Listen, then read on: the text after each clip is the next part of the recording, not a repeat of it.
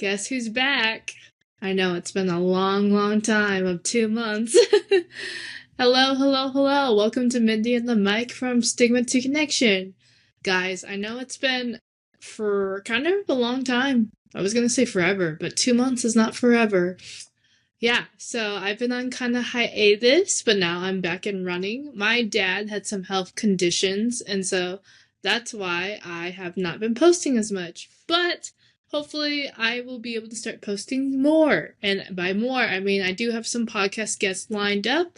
So I hope you stick around because we have some awesome people that you may or may not know if you are local to Nebraska and Iowa. But also, I just wanted to say too that my plan is to release every Tuesday. I know that podcasts will release every Monday, but I think that this will be the best just for my flow and just for my work schedule too as a mental health counselor. So that's what I wanted to say about that. Today on this episode of Mindi and the Mic, I am sitting down with Mariah, an esthetician, and she is a business owner of Skin by Mariah in Omaha, Nebraska. Today we're starting her journey to starting her own practice, what keeps her motivated as an entrepreneur, and what made her want to really dive into the needs of skincare and how she does it. It's a unique and niche field, I would say. I know in my limited scope of knowledge, there's dermatology, and then within that, there's also beauty practitioners like estheticians. Mariah was also open talking about her neurodevelopment condition, which is ADHD, or also known as attention deficit or hyperactivity disorder. Many people are diagnosed with this. That's a whole can of worms in itself. But Mariah shares about how she overcomes this diagnosis, I'll say, or this neurodevelopmental condition. And she talks about some strategies she utilizes in her work day to day and also just her daily life too. I know that being an entrepreneur, you're busy. You work not your typical 9-to-5 grind and you have a lot of things to do. You have a lot of tasks in your head that you should get done. But I think this interview will be great for those who just want more tips about how they can do their day-to-day life skills. I hope you enjoy this episode with Mariah. I'm Mindi, and I have a microphone. So this must be Mindi and the mic from Stigma to Connection. Let's have a conversation. Welcome to Mindi and the mic from Stigma to Connection. And today I'm with my friend Mariah. And Mariah and I met probably a couple of months ago, just like through mutual friends. And also we attend the same church group together. But what really drew me to her was just her positive spirit. And not only that, though, her drive and her motivation. And you own your own business and you're like 22? 22. Yeah. So tell me, what do you do? Tell our guests. Yeah, so I'm an esthetician. I'm self-employed, so I do my own everything. Yeah, it's a lot of work, but most of the time I do facials, and then I also specialize in acne. So I work with a lot of acne clients. Yeah, so not that many people know how to niche down like that. How did you come to that decision that you wanted to help people who have acne? I had pretty severe acne in high school, which affected my mental health a lot. And so I tried all of the things that the dermatologist gave me, and none of them were quite working. And so finally I went on Accutane, which, if you don't know much about Accutane, it is a really harsh drug. Is it an oral drug, or do you have to take it like topically? Yeah, it's an oral drug. It's a very high dose of vitamin A. So yeah, it dries out the skin like crazy. I was getting a lot of back pain on it. And I was on it for a whole 6 months. Yeah, it was just a lot. There's a lot I couldn't do on it. I couldn't get a tattoo for the next year after being off it. I couldn't do any like piercings just because it affected your skin's healing process so much. So yeah, after going on that, my acne did clear up, which I was extremely excited about. And over a period of time, it did slowly start to come back, which I was horrified by because online, a lot of people kind of throw around Accutane as like this miracle drug. Yeah. Sometimes it works for people forever and their breakouts never come back. But for me, that just wasn't the case. And so my breakouts came back and it was harder to deal with my skin on my own because I was extremely dry from Accutane. And that side effect lasted me like 5 years. It wasn't until like 6 months ago that my skin finally started to like produce more oil. And I was like, oh, awesome. I need to change up my routine. So it affected me a lot. And I knew that I wanted to help other people. I thought I wanted to be a teacher because I wanted to help other people. But over a period of time, my mom kind of started to plant the seed in my head that maybe I should consider being an esthetician, especially as I started to look into skincare to try to figure my own skin out. Yeah. Did you feel like the depression went away or helped your mental health when you started to treat the acne? I would say it definitely helped. It wasn't the biggest factor, but it was no longer something that my mind could tell me.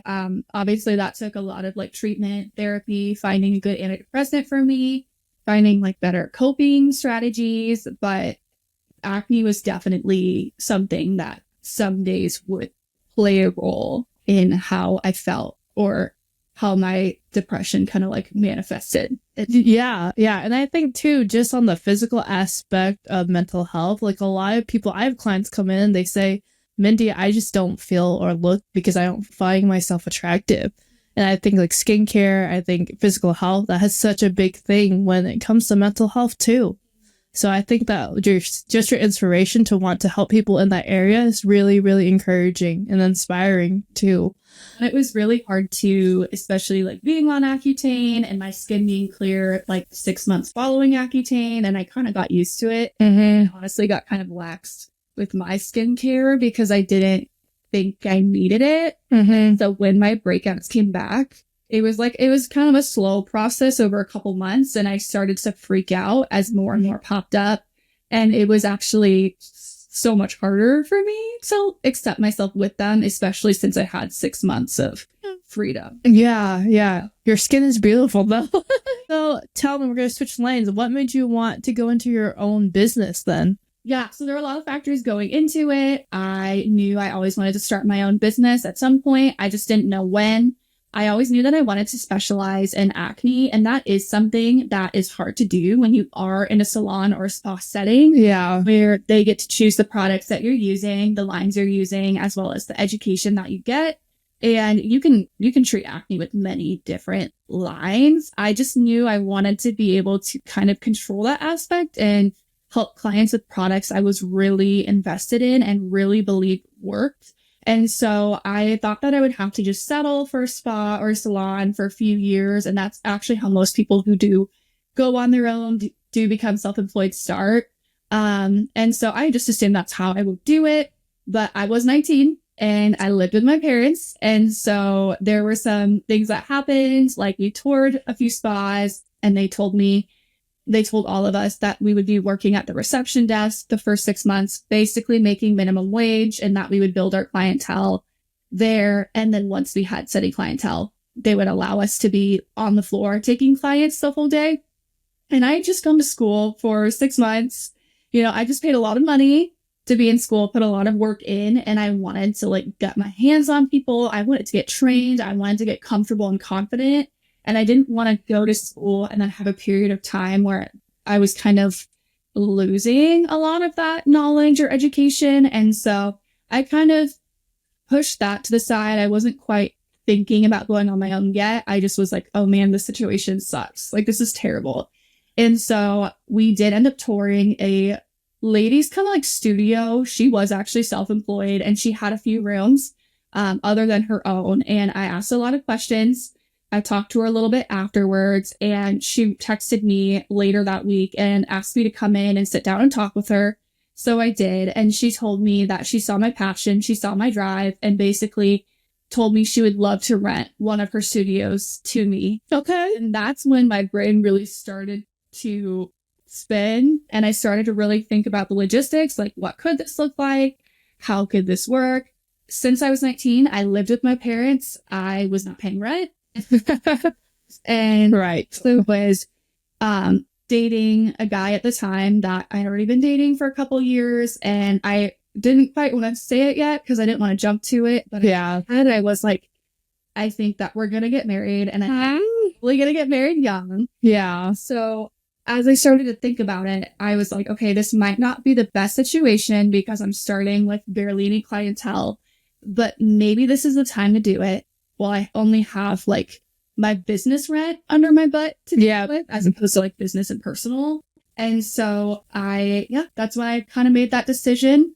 And when I started, it was very hard. I only had maybe like 5 clients a week. And I'd say like over half of those were generally people who knew me and were just wanting to support me because they knew that I was struggling. And that was really hard, but I was able to take that time, and instead of being behind a reception desk, I was able to put it all into product education and just learning more about the skin. And so I think that really, really helped me. And so it only took me about 5 months before I got to a point where I started to gain more steady clientele. And I wouldn't say I was fully booked until maybe like 2.5 years in. Yeah. But I was booked enough that I was able to like start actually like paying myself. And so a lot of this is hard. Obviously, I was 19. I lived with my parents. That wouldn't be possible for many people, but that's kind of why I was like, okay, let's just do this now. I know I'm going to at some point, so why not just bite the bullet? Yeah. Well, congratulations. I know managing my own practice too, that managing your own practice, there's a lot of freedom, a lot of autonomy, but with that too, there's also the caveats of potential burnout, or potential stress, or potential even just managing work-life balance. Like, how do you not like text clients while you're with your husband? Or how do you not just get warped up of like financial, like, am I making enough money, et cetera. So how do you handle that work-life balance stress?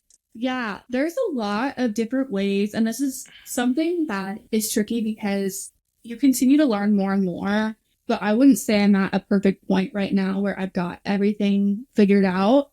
As for replying to text, I have a separate business number, which has helped so much. Just being able to keep like my clients' Boundaries. Yep. regular text separate. And that was something I felt bad about at first because I felt like I should just be giving everyone all of myself. And like, doesn't it sound so nice to be like, oh, this is my personal number. Text me all the time. But I still see clients' texts pop up on my phone. I still see the notification.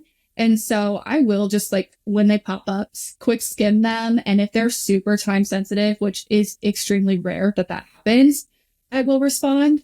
I do also have set days and times that I do respond to texts. So a lot of my clients know that I will not respond to you on a Sunday. Like, Sunday's my day where like, if you text me on Sunday, you won't get a response till Monday. I work Tuesdays through Saturdays. So that does mean that I am technically replying to text 6 days a week. But even on Mondays, usually I just take 5 to 10 minutes, sit down and just power through those texts. It's kind of hard because I know some people will want to text me Saturday and they'll wait till Monday, assuming I'm off on Saturday.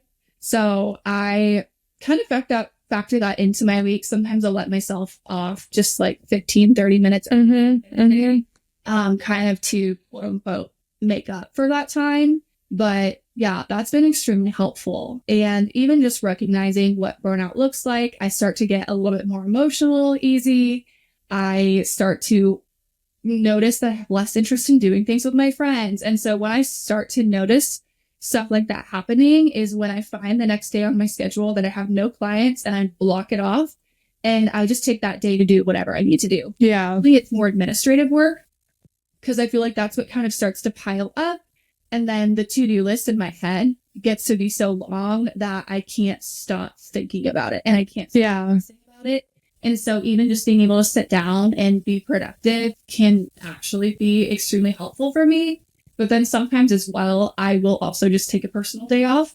So in January, I actually took 2 days off. I took 2 of my Wednesdays are shorter. And so I took 2 Wednesdays off. One of them was an administrative day. I got tax stuff done. I got some posts out. I was able to do some stuff that on Canva that I wouldn't normally have time to. We love Canva. I also took another day off and I drove to Lincoln and I got lunch with my grandma and I got a facial with a friend. So to like incorporate some self-care and maybe you could argue some work because of course we were talking about products and stuff, but being self-employed, I don't get to talk to many estheticians. And so just being able to like talk to someone who understands everything and just share opinions and ideas is very, very helpful. Yeah, because you don't have any coworkers, do you? No, and I'm in a salon suite place, which is nice because there are 30 independent business owners. The vast majority of them are hairstylists. I think there are only 4 other estheticians right now, and only 2 of them do like facials. The other 2 are primarily waxing. So it is nice having people kind of around, but it is hard because I am at the end of a hallway and so sometimes I feel like a vampire. Like, I don't know what's going on. I don't see the sun. Do you have windows or no? No.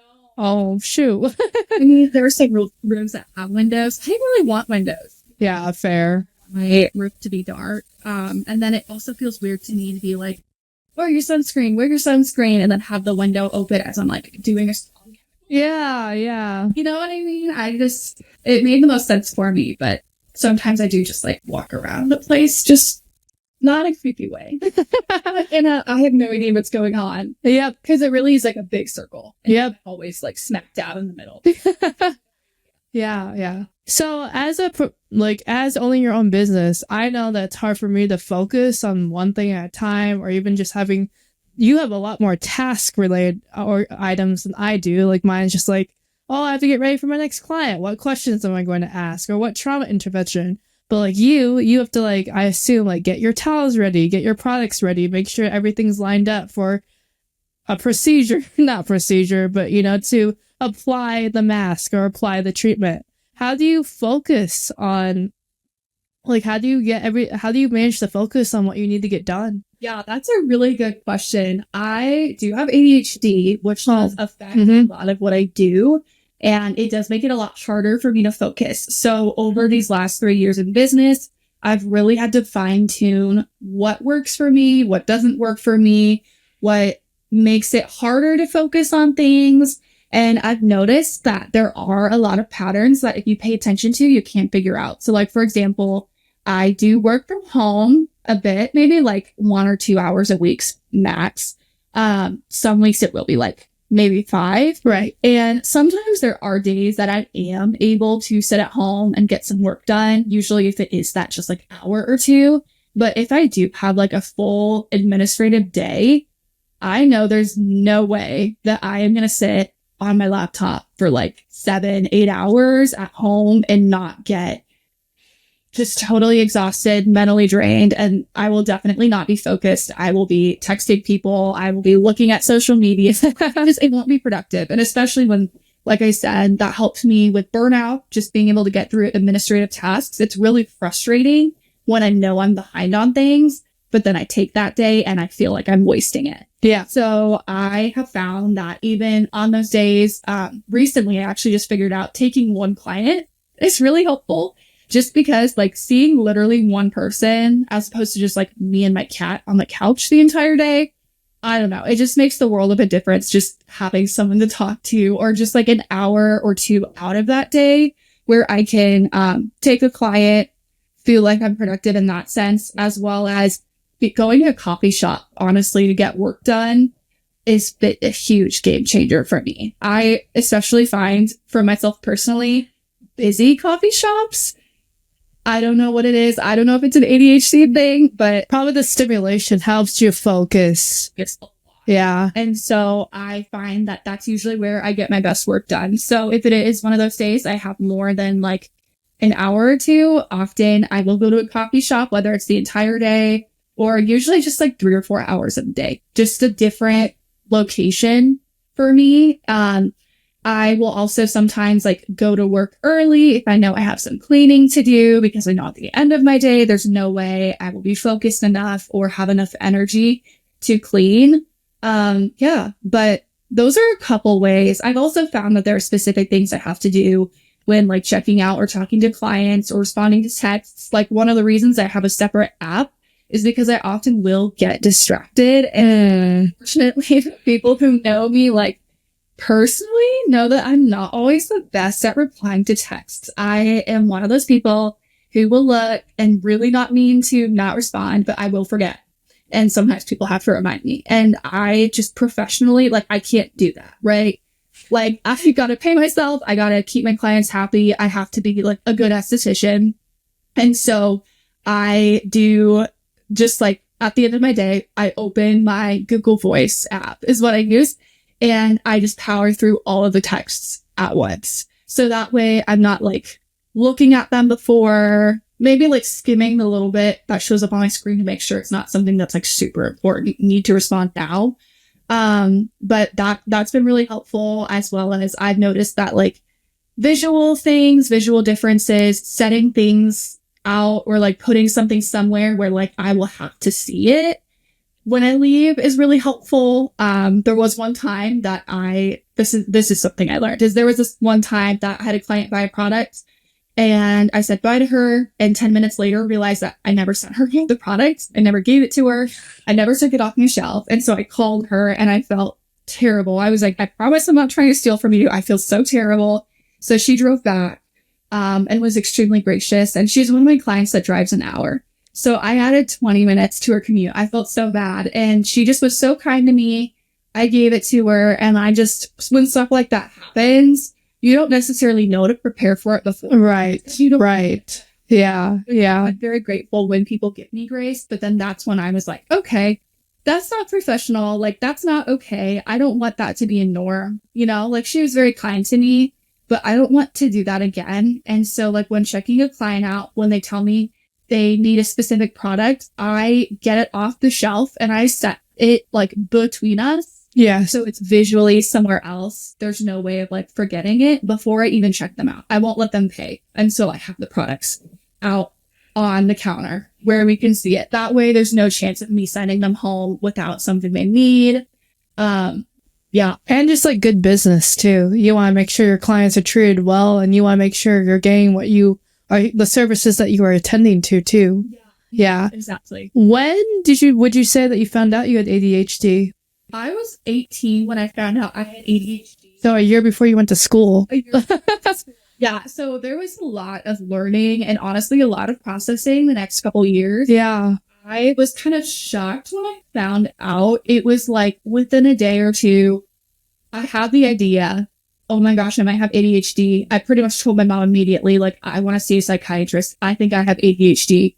And it was like my world, I don't want to say it shattered, but my mind was like, that's why you do that. That's why you do that. That's why you struggled with this. And I just was like, I had no idea. I had no idea it had like affected me my entire life because I was fairly high functioning. I was a decent student. I wasn't the best student, but I was fine. But probably hard time focusing in school. Really? Yeah. I was a talker. Mm. So a lot of my teachers liked me, but and be like, okay, she talks a little bit much. Yeah. Just stop. Yeah. Just called out on it. And sometimes I would forget to turn assignments in. So it was really frustrating, especially, like Google Classroom was already around. Okay. When I was in high school. And so on Google Classroom, you can do your homework online and then you can submit it on Classroom. And I know there were a few times that I would do the homework and I would forget to press submit. And so I wouldn't know until I went and I saw the missing grade, the 0. And of course it was always a class where it's like, if it's missing, it's 0. You don't get it back. And so like I'd go to the teacher and be like, I'm so sorry. Like, I did not mean to not turn this in. I swear I did it. And usually they believed me, but there was a teacher I had to ask twice. The first time, she totally let me get away with it. She looked at it. She graded it. But then the second time, she was like, I feel like you're just giving this as an excuse, not doing your work, which is understandable because, of course, like I could be doing that. Yeah. So it was affecting me in those ways. Having a hard time focusing. I never realized how abnormal, like I had obsessively color coded everything. Oh, Like my Bible, for example, I had like 8 different colors and certain books in the Bible were just like all highlighted. And I was like, would you hyper focus on some things over other things? Yeah. Yeah. whether it was in my Bible or at school, or else I would like not process it as I was reading it. And so I would just have to like read the same page over and over because I'd get to the end and I'd just be like, I did not actually process a single thing that I read. I also thought my hearing was bad. It was like perfect. I was like, this doesn't make sense because I don't hear people all the time. But I would hyper focus on things, and literally if anybody says anything to me, I will hear them speak and I will not process what they say. And that's when I have to look at them and be like, what did you say? Can you repeat that? Can you repeat that? But it's not like you're intentionally not listening. It's just your brain's somewhere else.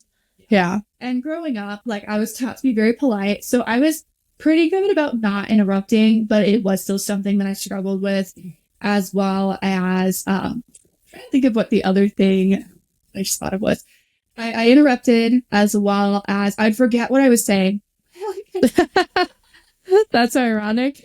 It was all the time. So it affected me a lot, but I didn't really realize how off it was until I got that diagnosis. And I didn't realize how much it affected me until I got on medication for it, which is not the route for everyone. Yeah. For me, it just increased my quality of life so much. I was no longer like going to restaurants and forgetting my purse like once every 3 months, or like forgetting my headphones or forgetting this or forgetting that, and things that happen to normal people, but they just happen to me like almost every single day. Yeah. Exhausting. And I think that it definitely played into my anxiety that I was experiencing, because I always felt like something was off or like I was missing something.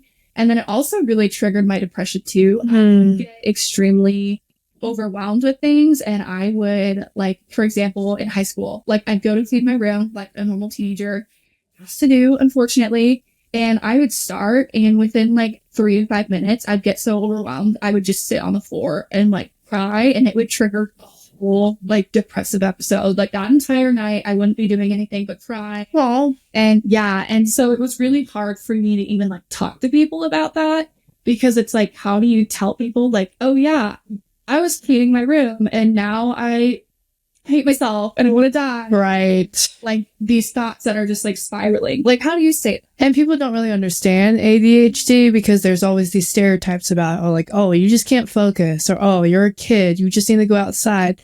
Well, there is legitimately people who have ADHD and they literally cannot. It's a neurodivergent complex condition that people need to understand, that people do suffer from it too. And honestly, that's not something I ever knew about ADHD, is that it could affect motivation. Yep. And I would say for me, I mean, obviously the forgetting things affects me a lot, but the motivation piece is really what made the big difference for me. I definitely would have not been able to start. I don't think I would have been able to successfully start a business if I didn't have that under control, or at least help for it.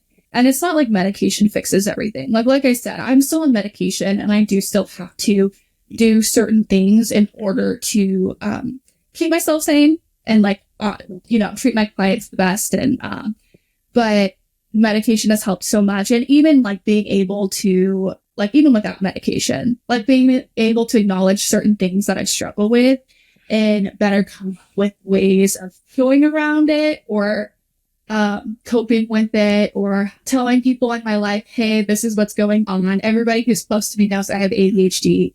And so sometimes when I accidentally interrupt at the end of the night, my Adderall's worn off. I'm so sorry. I feel terrible. And they're just like, it's okay, Mariah. Like, you're fine. We get it. And so people have been very gracious. Yeah. Does caffeine affect you, like, positively? I've heard that people, like, slow down on caffeine who have ADHD. I, unfortunately, I'm addicted. I actually think without realizing it, self-medicated. In high school. Okay. Parents are big coffee drinkers, and so they let me start drinking some coffee in like 6th grade. So I was pretty young. That was just like, my mom would take me to Target, and if I was really lucky, she would buy me like a Starbucks frappe, all sugar, maybe a little bit of caffeine. Yeah. Like 7th, 8th grade, I probably started drinking coffee every day. I had a coffee every morning, and I've never gone back. But so when my ADHD wasn't at its worst, when I like started to, have more responsibilities, closer to that 17, 18 years old, I was working more. I was working full time in the summer.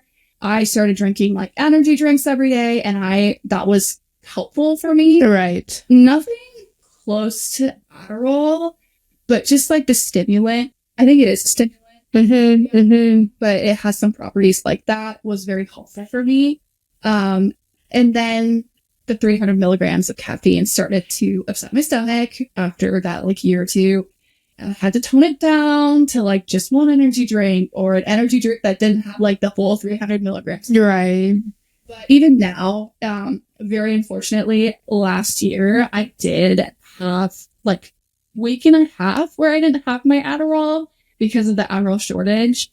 Yeah. It was super unhealthy, but I was downing energy drinks to like keep myself going, which is not the healthiest way of coping with it, but especially when it was like multiple days in a row, it was very helpful for me just for that short amount of time. Would not recommend. Not healthy for you. Yep. That is something where it's like, if you notice you feel very different on a lot of caffeine in a good way, like, I don't know if there's a correlation with that, but for me there was. Nice. Well, caffeine is kind of like, I feel like I've read a study somewhere, fact check this later. I will fact check this later. But I read a study somewhere that technically, like, caffeine is not, you can't get addicted to it. It's just, it's so interesting. Some people are, though. Some people really can't function without it. And there's some people who just like the taste of it. And some people just really enjoy it for the experience. Well, it's hard because, I mean, obviously, I'm spending money on coffee. Right. We enjoy it. Like, almost like a hobby. Yeah. Or just, like, I love... Are you a coffee snob? Okay. I'm particular. Unfortunately, I am picky. I like my caramel, my chocolate coffee. Usually my husband's who gets the fun flavored lattes, and I just try like a little sip of his and go, no, mine's better. But yeah, I'm a coffee snob, and I also just love like romanticizing, like waking up in the morning and sitting with my Drinking coffee, like watching the sunrise. Stuff that doesn't usually happen. Yeah. Guys, I'm just like, this is why I drink coffee. Oh, that's so cool, though. I love that you love coffee. So, what would you say to someone that has ADHD and they want to open up their own business or just be an entrepreneur in some one way or another? Yeah, I mean, pay attention to what, like, I'm going to say triggers your ADHD or what makes it harder for you to focus. Pay attention to that. Notice the patterns. When it's something like when I didn't send my client home with that, like, moisturizer happens, instead of just like totally beating yourself up about it to the point where you've upset yourself so much you can't even think about it, let yourself, like, give yourself grace, whether the person's frustrated with you or not, and really take that as an opportunity to think, like, how can I do things differently to avoid this happening in the future? Like, what boundaries can I set up, or how can I structure this in a way where I like have this visually in front of me, or am somewhere where, like, if I'm at a coffee shop, like, I can't just like take 20 minutes to pet my cat. Like, it's great stuff, but it's just not the time when I'm working. Yeah. And so, yeah, I'd say just really getting that under control. Of course, I'm a big advocate for medication. I think people can do whatever they want to do, whether they want to go on it or not. I do think it is very helpful, but even if you aren't going on it, just really, again, like, figuring out those ways of going around that. Yeah, that's great advice. I know from a mental health stance too. I always tell clients that if you set a timer on your phone or like a reminder just to continue to do something, that will always help you get the task done too. Mm-hmm. And accountability too is big. I was always terrible with calendars until I started sharing one with my husband. So, like, if I'm going somewhere, he knows I'm going there. He'll ask me about it. To-do lists have been helpful. I've really struggled with that for a while because I would like put all the time into like finding the most aesthetic, cute plan. And what would you just want always ADHD is you get a new planner and you use it for a week, and then you like never touch it. And then you like find it in your drawer like 6 months later and you're like, wow, I'm terrible. So that happened to me. I probably own 5 planners. I probably. Is your husband organized? My husband also has ADHD. Oh. I did not know. But he probably can give you a lot of grace, and you give him a lot of grace because you both understand each other too. And we both are so different in like our ADHD and like Yeah. like I don't know that it affects his motivation as much as it does mine. I'm more forgetful. I'm probably the one who struggles more with motivation, but he is the one who probably struggles more with focus, just like on a higher level. Yeah, but we both keep to-do lists. Mine are a little bit cuter than his, and I probably get over the beating myself up when 2 weeks without using it. Because something about, for me, like I said, the motivation is a big like trigger of like my depression or just like certain episodes. And a lot of that is when I start to have to-do lists in my head that start to add up, and I will get frustrated with myself because it will be the most like mundane things that wouldn't overwhelm most people. But something about them, like, I just can't stop thinking. Yeah. Let's do this. I need to do this. I need to do this. And that might be honestly after years of trying on my own to manage my ADHD and like having to repeat things to myself constantly to not forget them. But so being able to write everything out and just like even the satisfaction of crossing it out when I'm done with it, like if I'm halfway through the day and I'm like, oh, I forgot to do my to-do list, I will write down the things I've already done and cross them out because it'll make me feel better. There's dopamine effects to that too. So like once you get a task done and you cross it out, you get a shot of dopamine. So it feels ridiculous, but it makes it satisfied. Shout out to Plum Paper, best planners. The really simple planners. That's the thing too, is I always needed something very minimalistic because like if I have a planner that's like track your water intake, like like that's gonna be a whole nother thing I have to pay attention to, and that's when I'm gonna put it down and be like, this is so overwhelming. I just want to know who I need to text and like yeah, I need to call and what I need to clean and yeah. Can I ask, is your ADHD more inattentive presentation? So do you have trouble focusing, or is it the more hyperactivity? I was diagnosed inattentive impulsive. Okay. I was surprised about the impulsive diagnosis. Would you consider that to be like one of the three? I guess like the interrupting could be impulsive, yeah. But the main ones I've heard of is girls more struggle with the inattentiveness, so like not focusing in school when someone's talking or not listening, and then boys struggle a lot with the hyperactivity, so like running around and like you can't sit still, and they always have to go in timeout, etc., etc. I am definitely inattentive. And I do believe that is why a lot of women are not diagnosed with it. Right. Yes. About talking about it is because like you genuinely often don't know that you have it because you're so set on thinking of the little boy that's like running in circles. Always fidgeting, which is very true. Yeah. But that's not all of what ADHD is.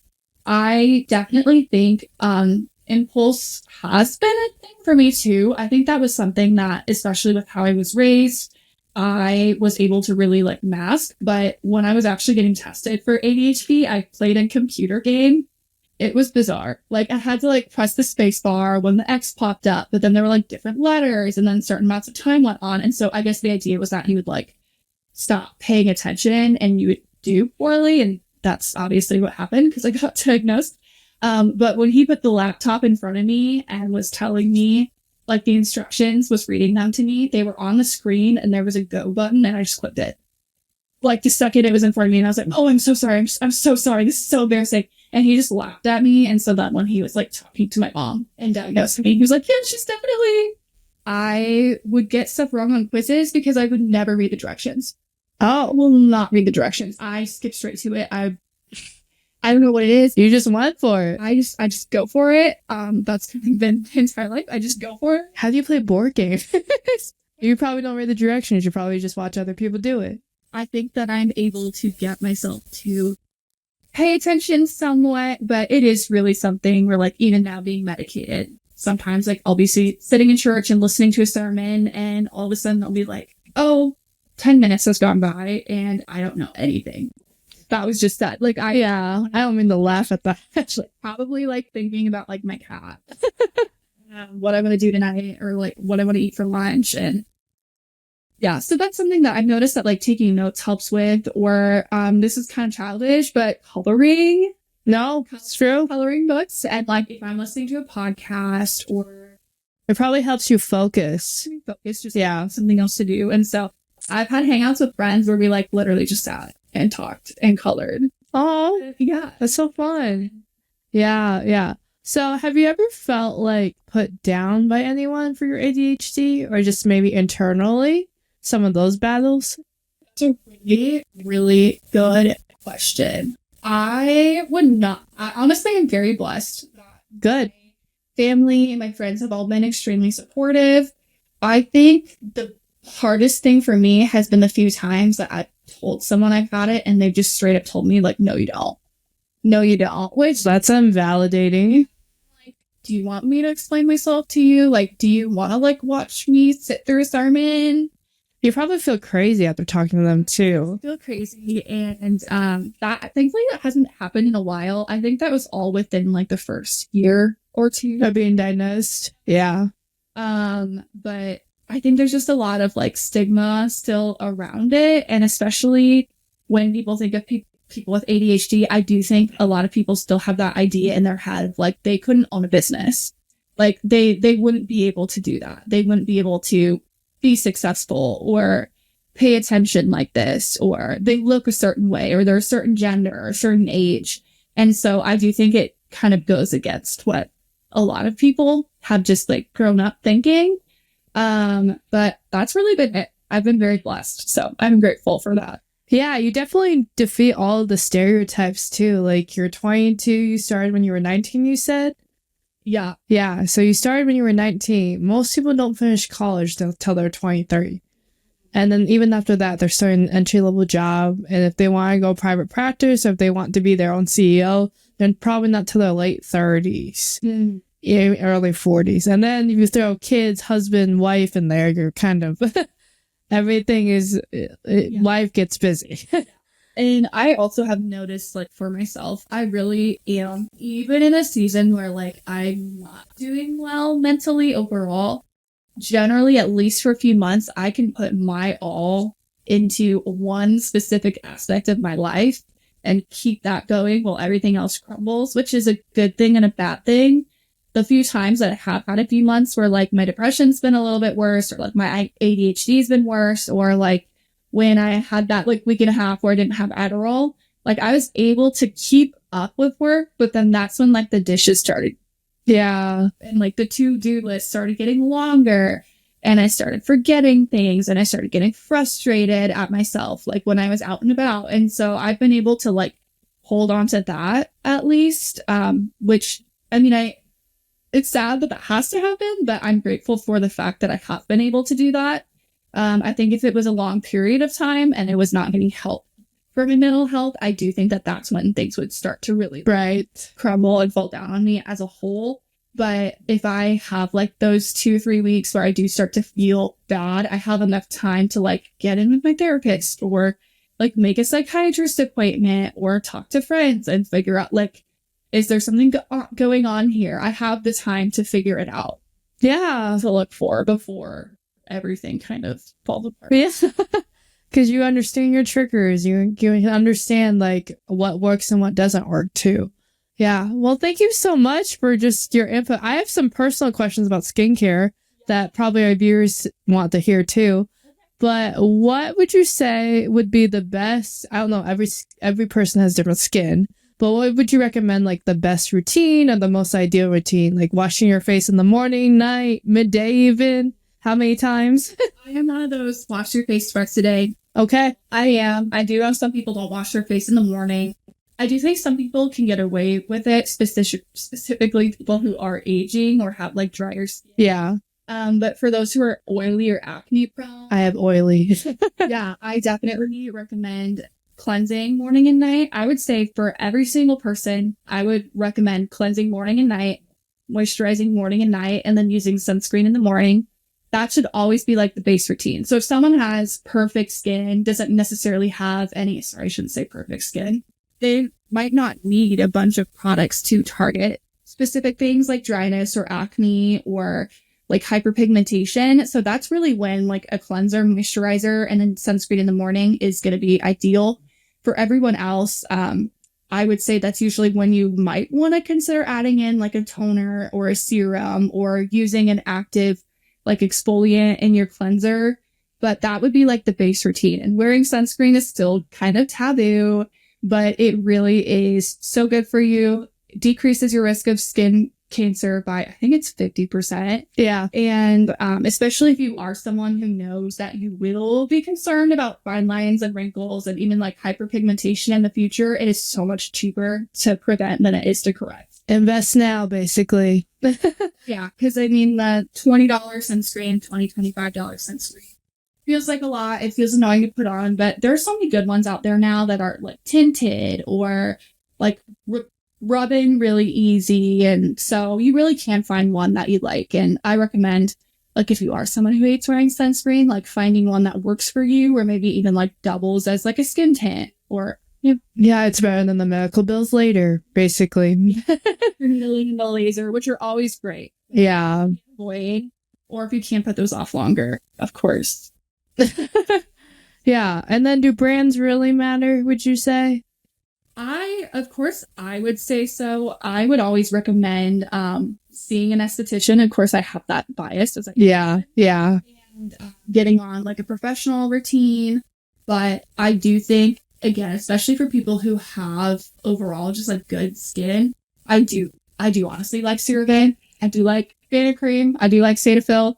Not for everyone, just for people who are just wanting to start out, keep what they have going. Okay. Right? Yeah. But then when someone is more interested in like dealing with a specific skin concern, like acne, hyperpigmentation, aging, rosacea, like sensitive skin, that's when you might want to get professional help for that. Nice. And then if you could create a dream product by you and brand it, what would it be?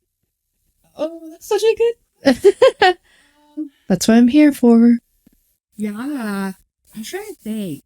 I honestly would love to come out with a mineral sunscreen that has a lot of different shades in it. Kind of that people could wear like a skin tint. There are some out there, but there aren't many, and a lot of them cater to only like lighter skin tone. Yeah.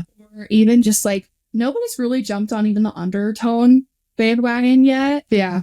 At least not that I've seen. If there is one, let me know. But so even just getting more specific with like undertones, because for me, I'm like too fair for some products, but then they don't have shades on the deeper end too. Right. They'll pull super warm on me and look orange. And I just like want to minimize my morning routine. And so do so many people. So that's what I would come up with. Awesome. Well, Mariah, I have some rapid fire questions for you if you're ready to go. So who's the last person that you called?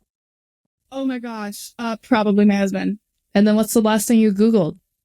Oh my gosh. That's also a good question. I think a deviated septum, because someone told me they were in surgery for it. What is your weirdest pet peeve? Oh gosh, that's a really good question too. Man, rapid fire question. Fire response. That's okay. Shoes. Oh, really? Oh yeah. Whoopsie, don't look at my shoes. Sorry. No, not in anybody else's place. Oh, just yours? Okay. Things I can like not say anything about, but like my husband knows I'm in a corner like Eye twitching. yeah. What's a word that you always struggle to spell? Ooh, receipt. Oh my gosh. I before E except after C. Yes. So RECE, but receipt. Yeah. Are you a coffee or a tea person? I know. Okay, I figured as much. Chai. A shot, really? But I don't like a chai latte. Yeah, me either. Add milk to it. Morning person or night person? Unfortunately, a night person. Oh, Morning person. so are your sessions in the later day? Some of them. I do take an 8 a.m. client on Saturday. Good for you. Always get filled, but especially for like younger like moms who will come in and tell me their kids like woke them up at 6 a.m. that morning. You know, like it works. So Yeah, my earliest client is like 10 a.m. on Saturday, so good for you. you. Thank you. Mariah, where can people find you? Yes. So my social handles are at Skin by Mariah, SkinBymoriah. Have to put that out there because my name is spelled not normally. Your average Mariah. Emma. Yeah. And then I will put her website in the link as well as the contact info because she's based in Omaha, Nebraska. Yes. But thank you so much for having me on. Well, not having me on, but thank you for being on my podcast. It was so much fun. Awesome. Bye.